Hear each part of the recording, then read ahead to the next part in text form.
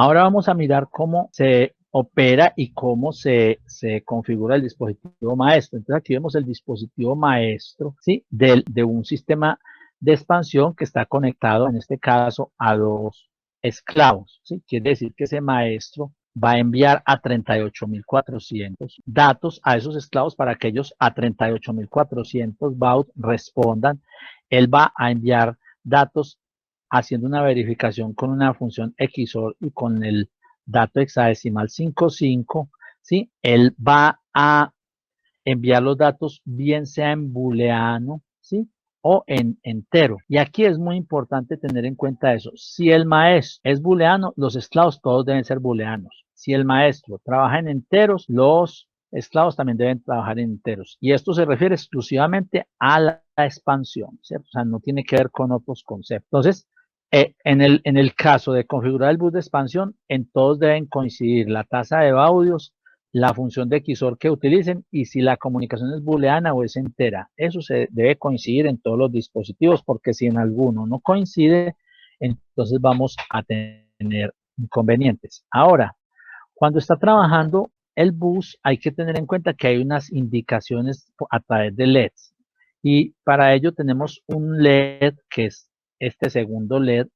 Ese segundo LED se refiere siempre al bus interno. El primer LED, haciendo un repaso, es el LED del bus externo. O sea, cuando el bus externo, o sea, el bus de Modbus, opera, ese segundo LED destella, ¿cierto? Cuando trabajamos en la expansión, ¿qué va a pasar? El LED del bus interno, si está activo todo el tiempo, es porque la comunicación está ocurriendo con toda la velocidad, está ocurriendo bien. Si ese bus parpadea a mucha velocidad, es porque también está funcionando, pero ya digamos la comunicación es más lento. Entonces, si yo, por ejemplo, hago una comunicación booleana, voy a ver el bus prendido porque está prendiendo y apagando demasiado rápido.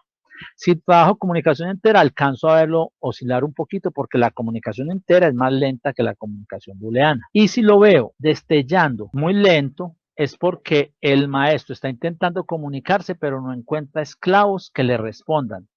O si tiene destellos muy rápidos y de vez en cuando un destello lento, es porque alguno de los esclavos no está respondiendo. Eso es en cuanto al maestro. Los esclavos generalmente debe parpadear, destellar, ¿sí? El LED de bus interno debe destellar. Destella a menor velocidad. O sea, si tenemos un solo esclavo y un maestro, tanto el LED del bus interno del maestro como el del esclavo destellan a la misma velocidad o están prendidos. Si esa comunicación es de un maestro y muchos esclavos, entonces vamos a ver que el bus interno del maestro todo el tiempo encendido o está destellando a una mayor velocidad que el destello de los esclavos. ¿Por qué?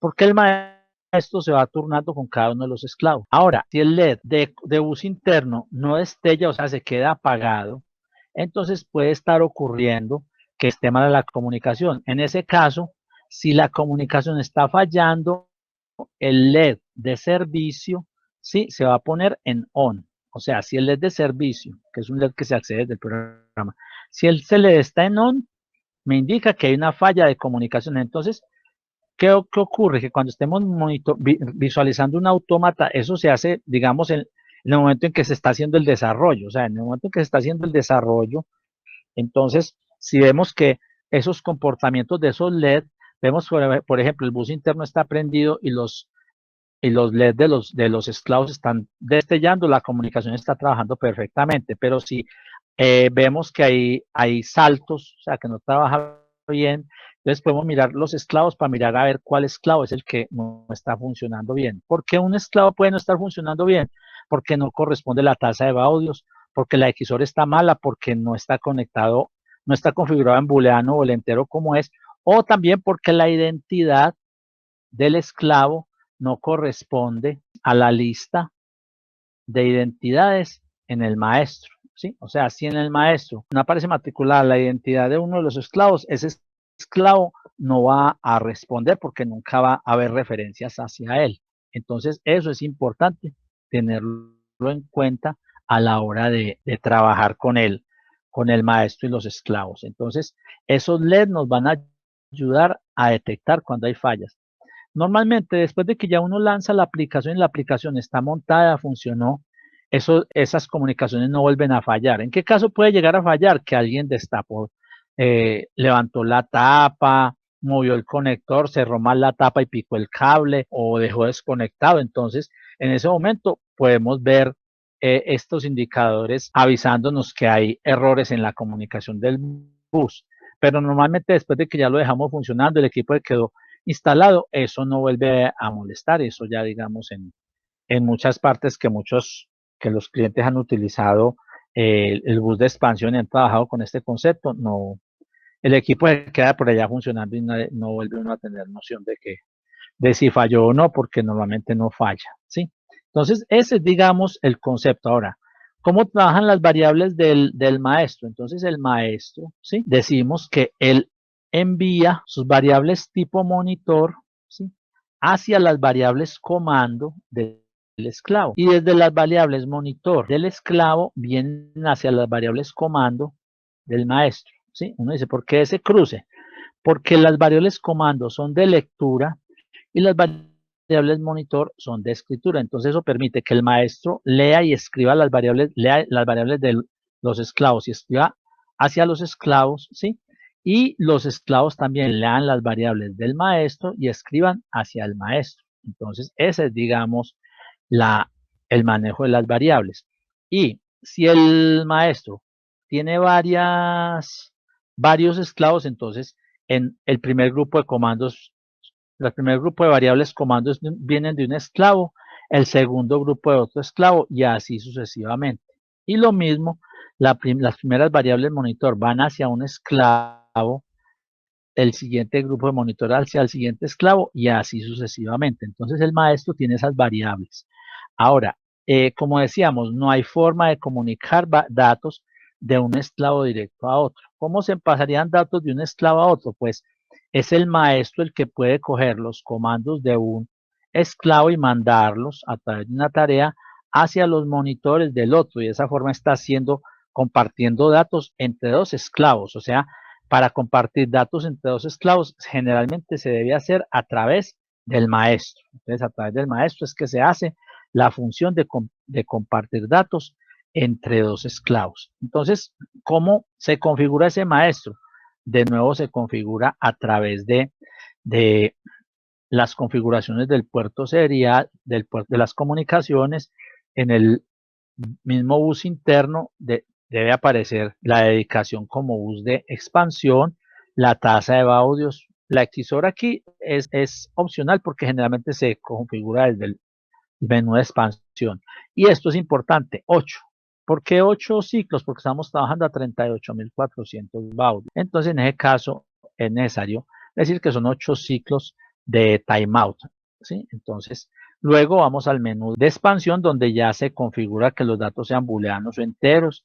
Ya se dice que es maestro y se le dice cuántos esclavos tiene a partir de configurar el XOR. Y en esta tabla se configuran los diferentes esclavos que va a tener. En el programa vendría siendo, ¿sí? Algo así como eso. Vamos a abrir un nuevo programa y entonces configuramos las propiedades de comunicación. Entonces el bus interno ya no es disponible, sino que es de expansión, 8 ciclos de timeout, ¿sí? Estas variables de acá realmente no son importantes cuando estemos trabajando en expansión porque las vamos a ajustar desde el menú del bus de expansión.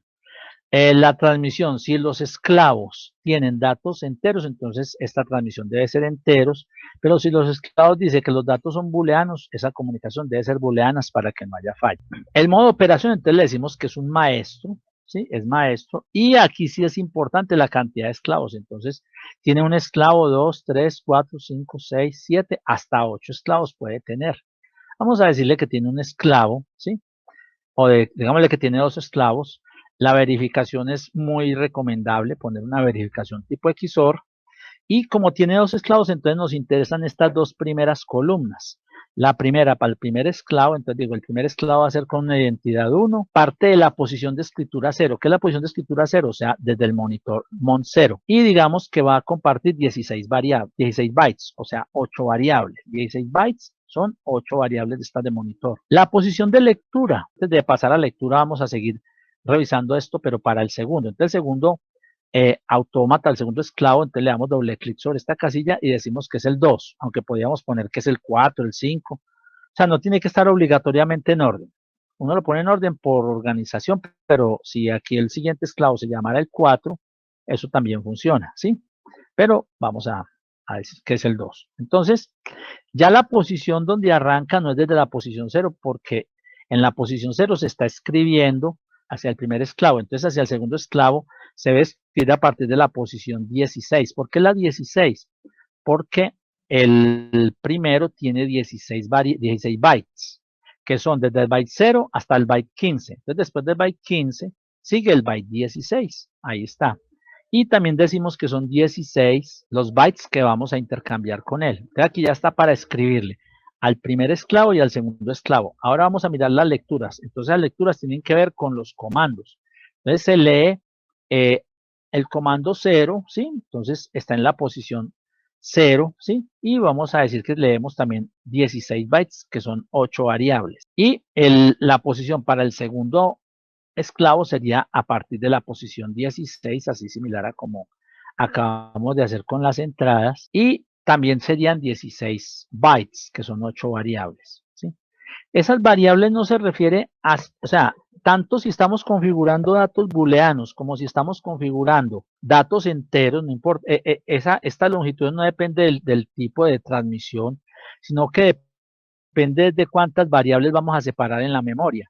Entonces, independiente de que transmitamos en booleano o en entero, las variables que vamos a utilizar en la memoria dependen de la cantidad de comandos que vamos a usar. Y como generalmente vamos a usar de a 8, entonces cada variable es de 2 bytes, 8 variables son 16 bytes, por eso es que todo lo pusimos en función de 16. Al darle a aceptar ya tenemos el maestro configurado. Entonces el maestro, ¿qué va a tener? El maestro puede estar leyendo ya datos desde los diferentes esclavos. Voy a abrir una plantilla de maestros desde donde vimos las plantillas.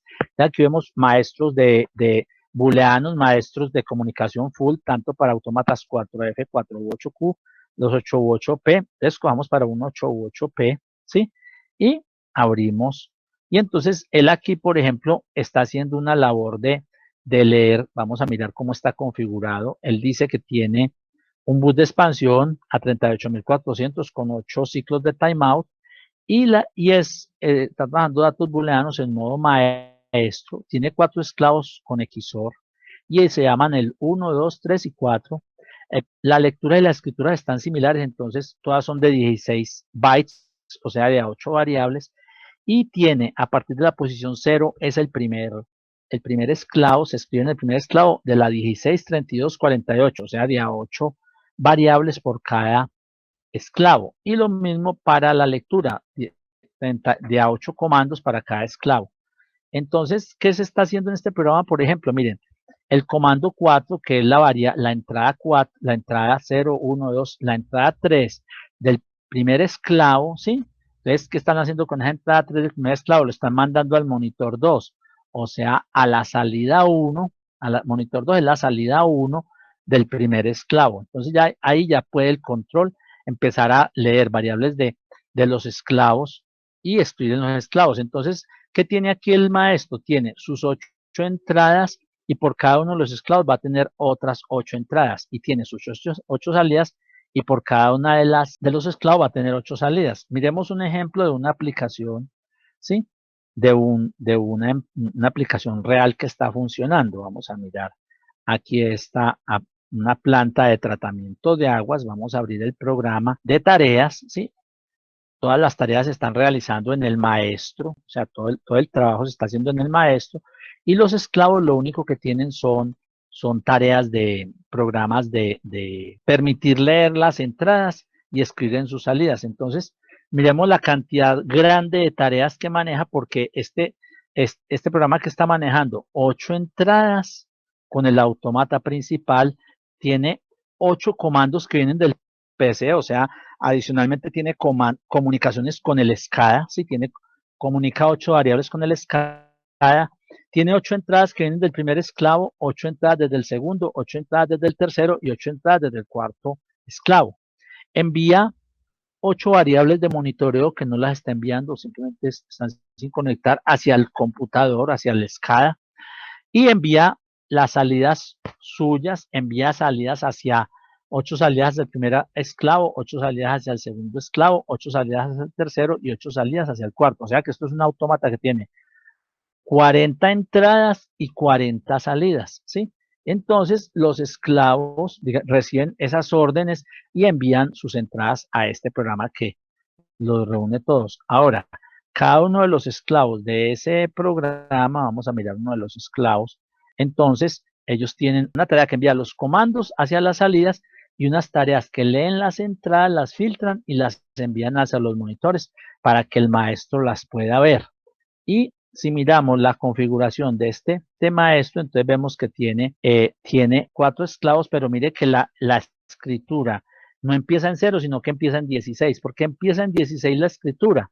Porque las primeras 8 variables las tiene para las comunicaciones con el SCADA, o en este caso, con un HMI que tiene este equipo por Modbus, comunicando por Modbus, tiene un HMI que permite controlar por touch toda la planta. Esto es de una planta de tratamiento de aguas. Entonces, ahí vemos la operación de un programa en maestro, ¿sí? Es un programa, observamos que es relativamente grande, pero entonces es una aplicación que trabaja muy bien en modo maestro.